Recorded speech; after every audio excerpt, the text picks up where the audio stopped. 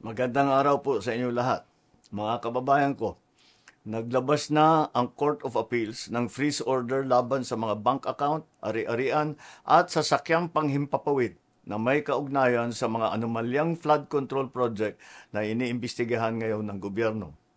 Sakop ng freeze order ang mga account at ari-arian ng Silver Wolves Construction Corporation at Skyyard Aviation Corporation, pati na rin ang mga personal account at asset ng mga individual na nasangkot sa investigasyon.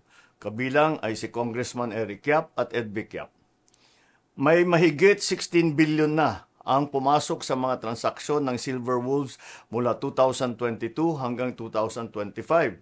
Nakaramihan ay may kaugnayan sa mga flood control project ng DPWH.